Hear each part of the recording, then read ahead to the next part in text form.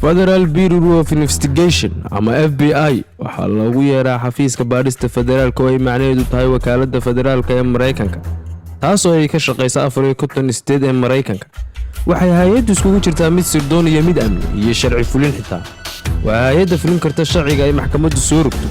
ama waa mid iskeed u hawlgeli karta bilaa maxkamad la'aan hay'addan sidoo kale waxay baartaa dambiyada dhaca Mareykanka waa hay'ad federaal oo heer guday iyo mid dibadeedba fulin karta hay'adda FBI waxaa la aasaasay 1908 waxay jirtaa 110 sano xafiiskeeda ugu weyn waxa ay ku leedahay Washington miisaaniyadda hay'addan ayaa lagu qiyaasaa $9 bilyan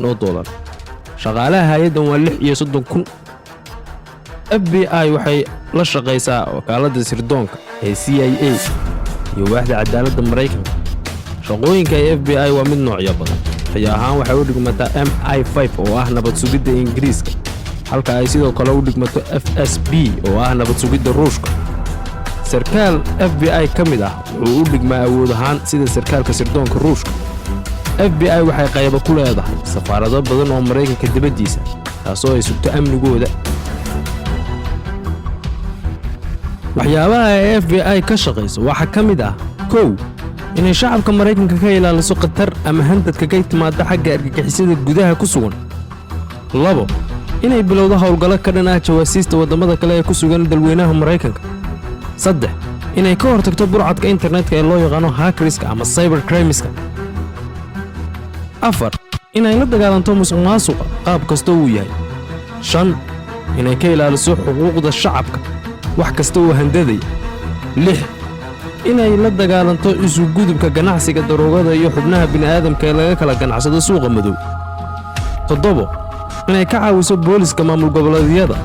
arrimaha aadka khatarta u ah ee la xallin kari waayo Jerry Edgar Hoover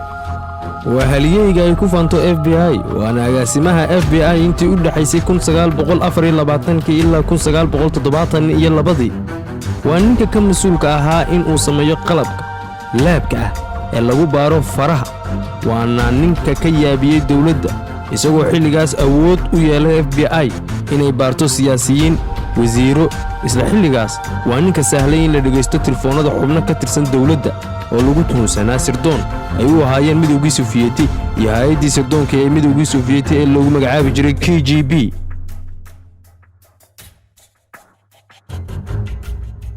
qaybaha ay u kala qaybsamaan FBI waa qaybo badan waxa kamid ah booliska sida qaaska ah u tababaran ee loogu yeero SWAT oo si toos ah uga amar qaata wakaaladda FBI fuliyana hawlgalo ay ku dheehan tahay xirfad sare soona bandhiga xirfadooda badanaa waxaa lagu arkaa bankiyada la jabsaday hortooda iyagoo taagtaagan iyo iyagoo gudaha ku daadanaya darajooyinka laga gaaro FBI way kala sareeyaan mushaharkuna wuu kala duwan yahay darajada ugu sareysa FBI waa director ama waxa Soomaaliga loogu yeero gudoomiye fulin darajada labaad waa special agent Soomaali ahaan waxa la dhahaa wakiilka qaaska ah waana wakiilka fuliye mashruuc gaar ah una talin karo guutooyin kamid ah booliska dawladda si uu gaaro hadafkiisa mashruucaas darajada saddexaad waa assistant director Soomaali ahaan waxa loogu yeeraa gudoomiye kaaliye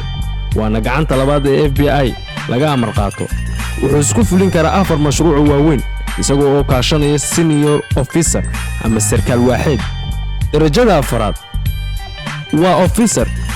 Soomaali ahaan waxa loogu yeeraa sarkaal waana sarkaal oo ah darajo aad la shaqeyn karto booliska magaalada adiga oo hawlgalo fulin kara darajada shanaad waxa loogu yeeraa staff Soomaali ahaan waxay ku noqonaysaa shaqaale caadi ah oo la shaqeeya booliska magaalada waaxaha ay FBI u kala qaybsanto waa 4 waaxood kow FBI Intelligence Branch waa xarunta sirdoonka oo ku kala farsan safaaradaha adduunka iyo gobolada heer federaal ee Mareykanka labo FBI National Office waa xarunta nabad sugidda waa halka ay maalintii ka bilowmaan hawlgallada ishu qabato ee maalinlaha ah saddex FBI Cyber Response Unit waa xarunta lagala socdo burcadka kombiyuutarada iyo bankiyada jabsada waana xarunta oo leh niman yaqaan kombiyuutarka oo soo qaban kara cidda falalka burcadnimada ah ka geysata waana xarunta oo gacanta ku haysta kiiskii Ruushku ku jabsaday doorashadii Mareykanka iyo burcadnimadii lagu jabsaday kombiyuutarada wakaaladda nuclearka lana baxay macluumaad xasaasi ah oo lagu tuhunsan yahay dawladda China. 4 FBI Lab and Science waa xarunta ama waaxda afraad ee qaabilsan inay baaritaan ku samayso jidhka qofka la dilay ama faraha ka haray kiis dhacay, waana xarunta ay ka shaqeeyaan 700 in lagu qiyaasay oo dhaqtaro kala duwan oo heer caalami ah haystana shahaadooyin heer sare ah. waana hay'adda xitaa la yaaban yahay xirfadeeda, waana hay'adan hore u soo sheegnay oo qaadatay 9 bilyan oo dollar.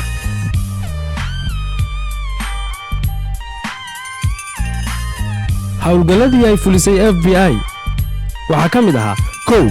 soo qabashadii raggii ka dambeeyay weeraradii September 11 ka dhacay daarihii Mareykanka iyo caydintii lagu kacay diblomaasiyiin reer Israa'iil ah iyo baaritaankii degdeg ah ee isla waqtigaas la galay xukuumaddii aqalka cad iyo diblomaasiyiin kale oo u shaqeynayay Mareykanka. 2 la wareegidii kiiskii dilkii madaxweyne John F Kennedy iyo qabashadii dad lagu tuhunsanaa dilkiisa. 3 caawintii booliska Belgiumka ee 2006 oo lagu qabtay niman argagixiso ahaa oo FBI ku guuleysatay kiiskaas